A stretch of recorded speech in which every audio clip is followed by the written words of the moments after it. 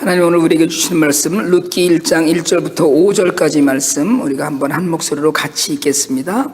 사사들이 치리하던 때에 그 땅에 흉년이 드니라. 유다 베들레헴의 한 사람이 그의 아내와 두 아들을 데리고 모압 지방에 가서 거류하였는데 그 사람의 이름은 엘리멜렉이요 그의 아내의 이름은 나오미요 그의 두 아들의 이름은 말론과 기럐이니 유다 베들레헴 에브라 사람들이더라. 그들이 모압 지방에 들어가 거기 살더니 나오미의 남편 엘리멜렉이 죽고 나오미와 그의 두 아들이 남았으며 그들은 모압 여자 중에서 그들의 아내를 맞이하였는데 하나의 이름은 오르바요 하나의 이름은 루시더라. 그들이 거기에 거주한 지 10년쯤에 말론과 기럐 두 사람이 다 죽고 그 여인은 두 아들과 남편의 뒤에 남았더라. 아멘. 살아계신 하나님 말씀입니다. 세상을 부족한 것이 없이 그렇게 살던 사람이 있었어요. 이 사람이 사업에 조금 어려운 일이 이제 생기니까 잠시 외국에 좀 나가서 살다가 와야 되겠다. 그렇게 하고서는 해외를 나갔는데 해외 나가서 얼마 안 돼서 불의의 사고로 먼저 죽고 또 현지에서 장가들었던 아들들도 갑자기 어느 날 죽게 되었어요. 그러고 나서 이제 과부가 세 사람이 살아남은, 네 사람이 나갔다가 사실 한 사람이 남은 거죠. 그런 비극적인 삶을 살았던 사람들에 대한 소개가 룻기의 시작입니다. 룻기는 오늘 성경에 이제 1장 1절에서 사사들이 치리하던 때 이렇게 얘기하거든요. 사사들이 치리하던 때라는 그 사사시대, 여러분 사실은 우리가 사사기 읽으면서 늘 이야기하지만 사사기는 사실은 굉장히 어두움이거든요. 그러니까 하나님께서 죄를 짓고 징계받고 회개하고 회복하고 이게 계속 반복되는, 죄를 짓고 징계받고 회개하고 회복하는 이것이 반복되는 그 사이클 안에서 시작되는 그 지속되는 시대가 사사시대인데 아마도 모압왕 에글론이 죽고 기드온 전에 있었던 일이 아닐까 이렇게 이야기합니다. 이 룻기가 쓰여진 때를. 근데 이방인의 이름이 성경책에 그 이름이 자기 이름으로 올린 성경책이 두 권이 있는데요. 그 두 권 중에 하나가 이 책이고요. 나머지 하나는 그 누가복음입니다. 또 여자의 이름으로 된 책이 두 권이 있는데 룻기와 에스더인데 그 중에 하나가 이 책이고요. 그리고 보면 사실은 룻은 가정을 구원해서 예수 그리스도의 조상이 되고 에스더는 나라와 민족을 구원하죠. 구원의 이야기들이 있고요. 개괄적으로 이 룻기에 대해서 좀 이야기를 하자면 대화가 많이 이렇게 말하는 것이 많이 있다. 그래서 전체 85절 중에서 59절이 대화로 되어 있고요. 그리고 특별히 이 룻기에는 기적이 없습니다. 에스더서에는 하나님이라는 단어가 없듯이 이 룻기에는 기적 같은 일들이 전혀 없어요. 그러니까 사사기는 사실은 기적적인 일들이 많이 일어나는 성경이거든요. 그런데 비해서 이 룻기는 전혀 그런 일이 없다. 또 모든 사람들이 자기의 이름들을 갖고 있는데 오직 한 사람 아무개라고 불리던 친족만 이름이 없다. 뭐 이제 이런 이야기 하고요. 사랑이라는 단어는 4장에 한 번 등장을 하는데 사실은 이 성경은 사랑 이야기입니다. 그리고 참 여기서 그 중요한 건 뭐냐면 여기서 이야기하는 기도는 이 성경 안에 있는 기도나 이런 것들은 다 타인을 위한 기도와 축복이라는 거예요. 다른 사람들을 위해서 기도해주고 다른 사람을 위해서 축복하고 이런 것들 가운데 있는 그 성경이 룻기인데 오늘 사실은 우리가 읽은 이 성경은 사실은 어떻게 보면 비극을 이야기하는 그런 구절로 소개가 돼요. 사실은 어떻게 보면 룻기는 시작을 이렇게 시작하지만 마지막에 정말 다윗의 조상이 되는 이런 놀라운 은혜의 대반전이 있는 거거든요. 그러니까 룻기를 읽으면서 우리는 하나님의 은혜와 우리가 헤세드라고 얘기하잖아요. 사실은 헤세드는 제가 전에도 그런 말씀 드렸는데 이건 은혜다 이렇게 번역할 수가 없는 단어거든요. 이 안에 자비가 있고 하나님의 사랑이 있고 은혜가 있고 모든 것이 다 뭉뚱그려져 있는 그런 헤세드의 하나님의 모습을 만나는 그런 성경이에요. 그러니까 우리가 이 룻기를 묵상을 하면서 짧지만 자세히 좀 나눠서 우리가 강의를 해보려고 하는데, 뭔가 좀 소망이 막 있어야 되는 그런 소망으로 시작했다가 완전히 실패해서 바닥에 떨어진, 그런데 그 바닥에서부터 다시 하나님께서 세우셔서 결국은 회복되는 이런 이야기로 넘어가는 것이 룻기입니다. 사실은 배경이 되는 지역 베들레헴이라고 그러잖아요. 베들레헴 우리가 잘 알듯이 예수님의 탄생지이고요, 다윗의 동네라고 얘기했던 곳이기 때문에 곳곳에, 그러니까 그 구약의 문학 중에서 굉장히 아름답고, 그래서 히브리에서는 이걸 시가서로 분류를 합니다. 그래서 외우는 성경들이 있거든요. 그 오순절에 특별히 그 77절에 읽는 성경으로 룻기가 쓰여져 있는데, 정말 그런 면에서 이 룻기는 우리가 이 어렵고 힘든 때에 하나님 어떻게 일하시나를 찾아보고 확인하고 우리가 은혜를 누릴 수 있는 그런 아주 그 귀한 성경이에요. 한 가정 이야기예요. 어떻게 보면 이게 좀 너무 의욕적으로 세상을 살 수 있는 그런 사람의 이야기예요. 그런데도 불구하고 실패하고 무너지고 망가져버린 이야기를 우리가 읽고 보아야 되는, 정말 아픈, 가슴 아픈 이야기들을 계속 만나면서 조금씩 소망에 다가가는 그런 이야기들을 우리가 보게 되거든요.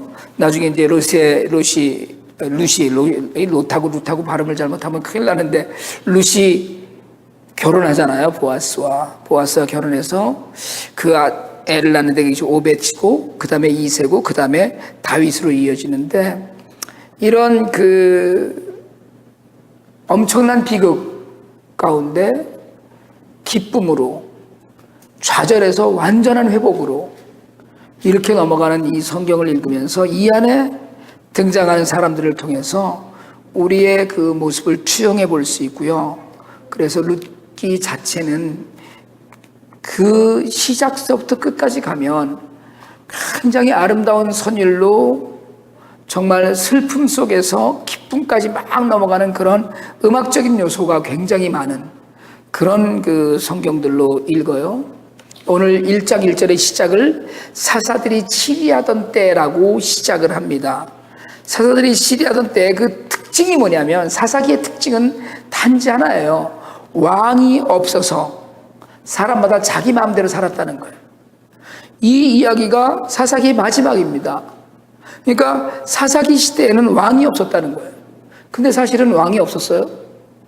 하나님의 친히 왕이 되어주셨던 때거든요. 그런데 사람들은 눈에 보이는 왕이 필요했어요. 그러니까 자기 좋은 대로 자기 마음대로 살던 때. 그러니까 여러분, 선택의 기준이라는 것도 내 뜻대로만 하는 것이고요. 정말 그 모든 것들, 모든 내 판단이나 결정도 하나님께 묻지 않아요. 오늘 사사들이 치리하던 때에 그 땅에 흉년이 들었다고 그러거든요. 근데 여기서 한 가지 우리가 짚고 넘어가야 될 건, 이게 흉년이 들 수 있는 땅이 아니라는 거예요, 원래가. 왜요? 하나님이 젖과 꿀이 흐르는 땅이라고 약속하신 땅이잖아요, 이 땅이. 그러니까 우리가 얘기하자면, 그리고 베들레헴이라는 이야기가, 제가 지난 주일날도 그 칼럼에 그런 칼럼을 썼는데, 베들레헴이라는 단어 자체가 빵집이라는 뜻이거든요. 그러니까 빵집에 빵이 떨어진 거예요. 흉년이. 이건 있을 수가 없는 일이거든요. 또 하나는 하나님이 가라고 해서 살라고 해서 살던 동네예요, 베들레헴은. 그럼 우리가 여기가 좋사오니 여기 있겠습니다가 아니고 하나님이 가라고 그런 것이에요. 그런데 거기에 흉년이 들었다는 거예요. 근데 사사기에서 계속 반복된다고 그랬잖아요. 죄를 지면 징계받고 회개하고 회복되고. 이게 지금 사실은 주인인 엘리멜렉이 지금 이제 해야 되는 일인데, 여러분 사실은요, 우리가 잘 알다시피 예수님이 빨리 건너가라고 배를 태워서 제자들을 보내고 예수님이 기도하러 올라가셨는데 제자들이 바다 한가운데서 풍랑에 시달렸어요. 그럼 주님이 보내도 풍랑이 생깁니다. 심지어는 주님이 같이 배에 타셔서 주님은 곤히 주무시는데 풍랑이 일어나서 우리가 다 죽게 됐습니다라고 그런 때가 있더라는 거예요. 여러분, 인생에는 주님 뜻대로 살지만 고난이 있는 때가 있고요. 인생에는 주님과 분명히 동행하는데도 좌절의 때가 있어요.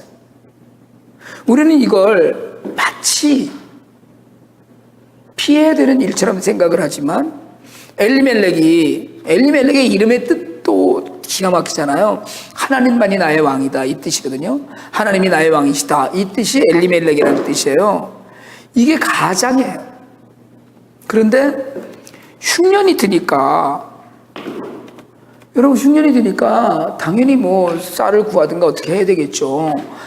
이제 그 옛날 조상인 야곱의 때도 정말 요셉이 가서 애굽에 총리할 때 온 근동 지역에 흉년이 들어서 쌀을 얻으러 다니고 막 그 곡식을 얻으러 다니고 했었는데, 흉년이 되니까 모압으로 갔다는 거예요. 유다 베들레헴의 한 사람이 그의 아내와 두 아들을 데리고 모압 지방에 가서 거류하였는데 이렇게 얘기를 해요. 근데 여기서 중요한 건 사사기 시대의 특징을 그대로 보여준다는 거예요. 하나님께 묻질 않아요. 내가 생각해. 빵집에 밀가루가 떨어지는 기가 막힌 일이 생긴 거예요. 빵집에 빵이 떨어진 기가 막힌 일이 생긴 거거든요. 그러니까 내 뜻대로 사는 거예요. 여러분, 믿음은 묻는 겁니다.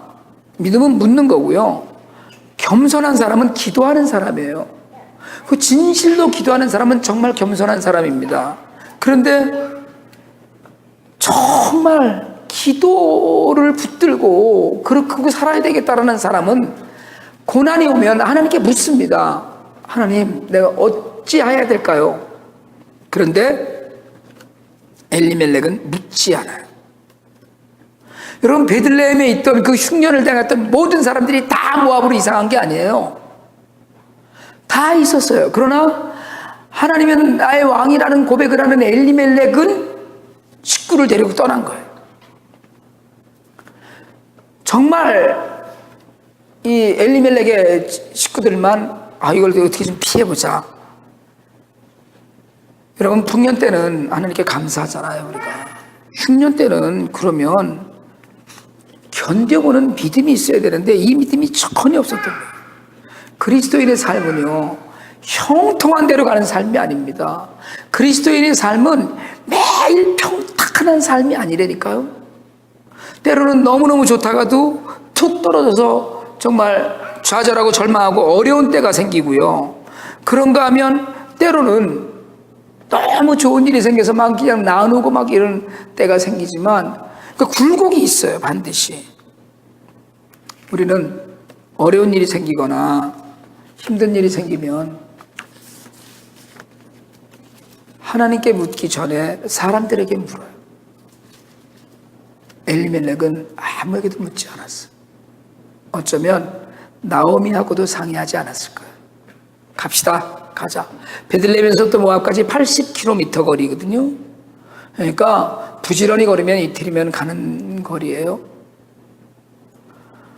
그러니까 뭘 어떻게 할 생각 없이 여기서 그래도 이 흉년이 지날 때를 좀 기다리면서 우리가 좀 어렵고 힘들지만 살아봅시다 라고 한 게 아니고, 여러분, 우리가 1장 이제 21절에 가면 풍족하게 나갔다가 엘리멜렉 절대 가난하지 않았습니다. 나오미가 그렇게 하거든요. 풍족히 나갔다가 가난해져서 다 빈 몸이 돼서 돌아왔다고 얘기할 때 살만했어요. 그러면 거기서 좀 기다리고 견뎠어야 되는데 견디질 못했어요. 여러분, 믿음은 기다리는 것이고 믿음은 때로는 고난으로 받는 거예요. 고난은 넘어가라고 주신 것이지 피하라고 주시는 것이 아니거든요. 고난은 이기라고 주시는 것이지 그걸 애들러 가라고 주시는 것이 아닌데, 지금 이 사사기 1장 1절에서 베들레헴에 살던 엘리멜렉은 두 아들을 데리고 아내를 데리고 모압으로 가요. 그런데 여러분, 모압이 뭡니까? 모압은 롯의 큰 딸이 아버지와 동침하고 낳은 아이가 조상이 된 나라예요. 신명기에서 하나님이 분명히 모압과 암몬은 이스라엘 총에 영원히 들어올 수 없다라고 명령하신 땅이거든요. 그러니까 뭐예요? 원수의 나라예요. 하나님이 절대로 인정하지 않는 나라예요. 여러분, 그런 곳에 가면 신앙 지키기 힘듭니다. 혹시 양식은 좀 구해서 먹을 수 있을지 몰라도, 그러니까 베들레헴이 하나님의 땅이라면 모압은 원수의 땅인데 그곳에라도 가서 살겠다는 거예요. 그러다 보니까 결국 하나님의 통치, 이건 생각할 겨를이 없는 곳으로 가요. 여러분, 사실은 생각해보면 우리가 어느 곳에 가서든지 믿음을 지키고 정말 갈 수 있겠지만 환경은 굉장히 중요한 겁니다.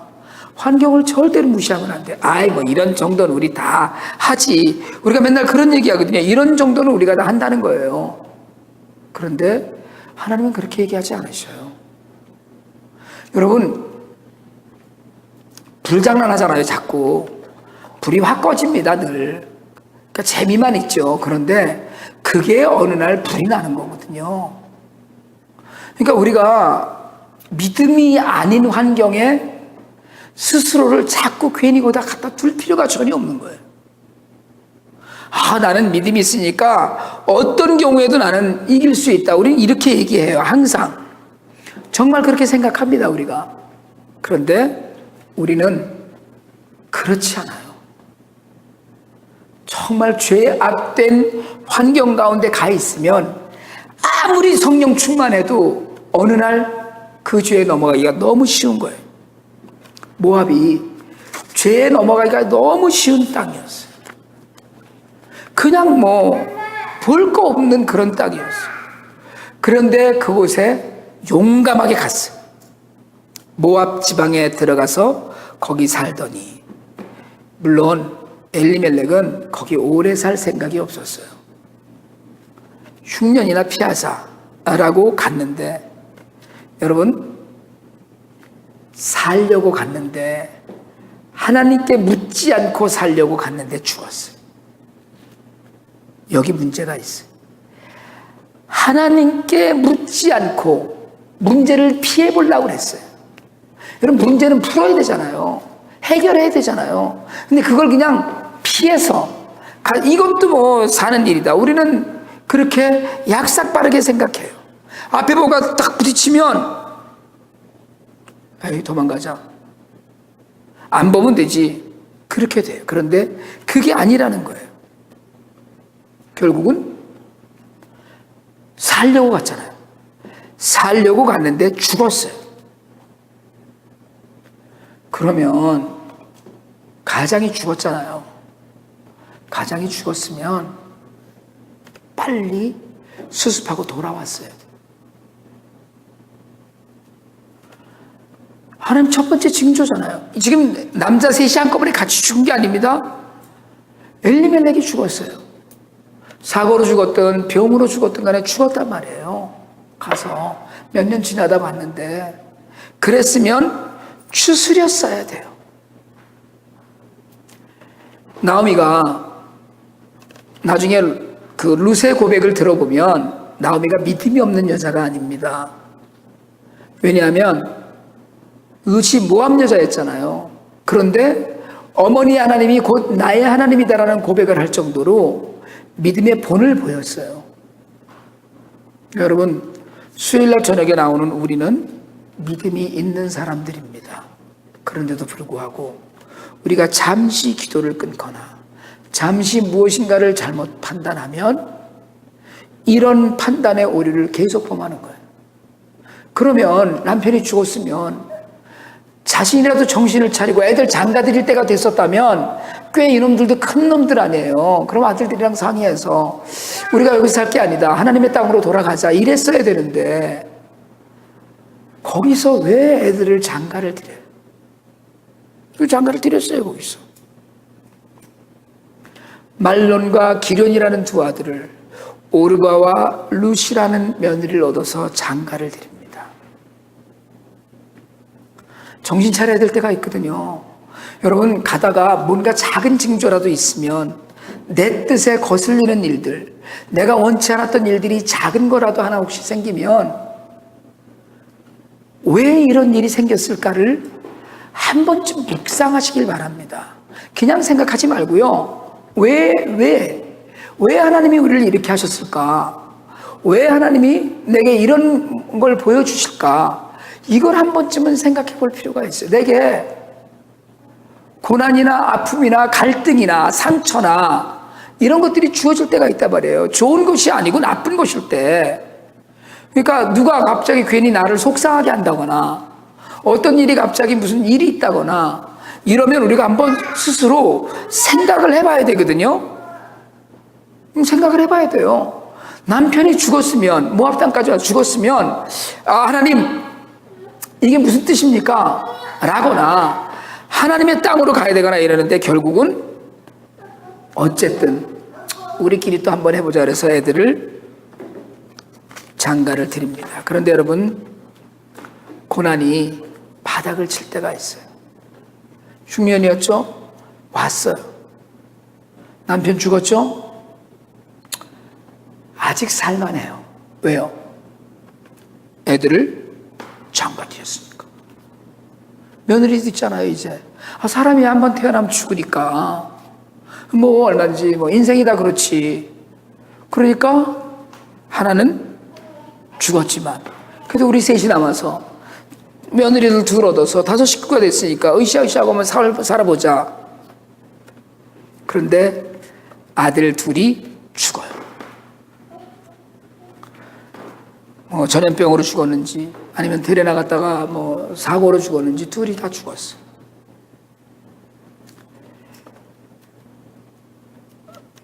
더 어떻게 할 수 없는 바닥에. 이건 하나님은 전혀 알지도 못하는 모압 여자들 둘이잖아요. 그리고 애들도 못 낳았어요. 아들도 못 낳았어요. 대가 끊어졌어요, 이제. 그럼 완전히 끝난 거예요. 여러분, 당시의 고대 근동사에 특별히 이스라엘에서 아들이 없다, 남자가 집안에 없다는 건 그 집안이 완전히 망한 걸 이야기합니다. 완전히 없어진 거예요. 바닥으로 완전히 내려갔어요. 하나님은 하나님의 역사를 이루시기 위해서 스스로 기도하고 묻지 않을 때 하나님의 방법은 깨끗하게 하시는 거예요. 그 깨끗하게 하시는 것에 가장 큰 방법이 뭐냐 하면 다 무너뜨리는 거예요.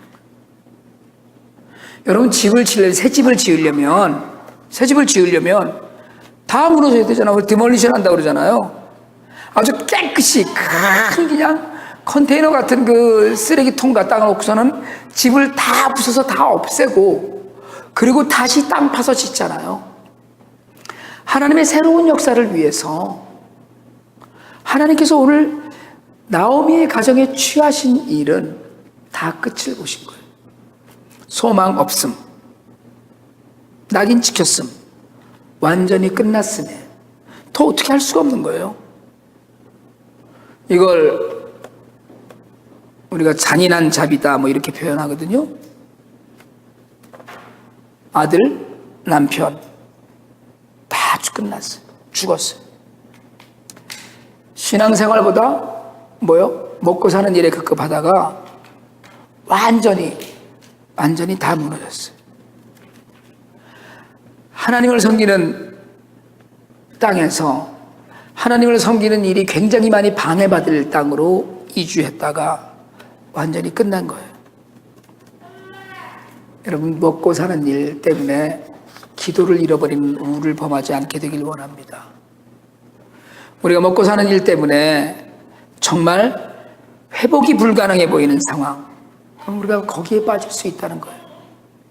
오늘 이 1절서부터 5절까지 이 짧은 본문 안에 여러분, 우리가 어디에 살아야 되는가, 어떻게 하고 살아야 되는가, 무엇을 중요하게 하고 살아야 되는가? 정말 여러분, 우리가 굶더라도 놓치지 말아야 될 가치가 있어요. 굶어도 놓치지 말아야 될 가치. 우리 지난 주일날 크리스토퍼 더플리의 그 찬양을 제가 말씀을 드리면서, 여러분, 저는 정말 부러워요. 자폐에다가 눈도 보이지 않는데 그 아이는 하나님을 보잖아요. 우리는 정말 세상적인 것 때문에, 정말 하나님 나라와는 관계없는 것 때문에 어쩌면 하나님 나라를 자꾸 잃어버려요. 물론 여러분, 먹고 사는 일이 굉장히 중요해요.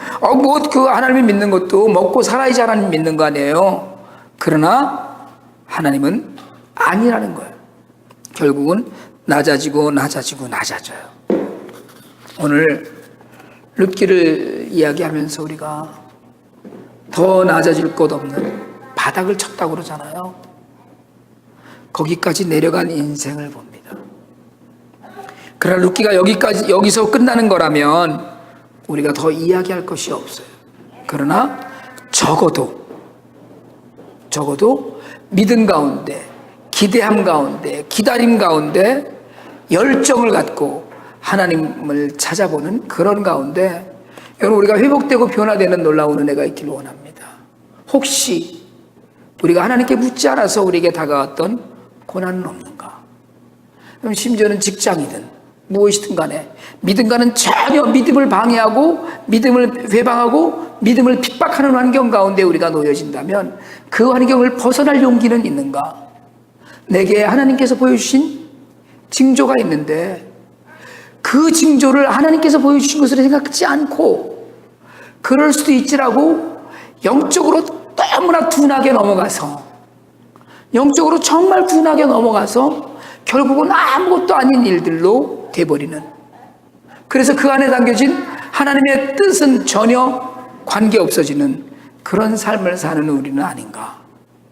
우리를 한번 비춰보고 돌아보면서 이제 회복시키시고 승리하게 하시고 온전하게 하실 하나님의 은혜와 능력을 기다리는 그런 기다림의 믿음이 우리에게 있기를 원합니다. 룻기는 우리에게 기다리라고 가르쳐요. 룻기는 우리에게 물어보라고 가르칩니다. 룻기는 우리에게 믿는 자들에게도 하나님이 정해주신 땅, 하나님이 살게 하신 땅에도 고난이 올 수 있다라고 가르칩니다.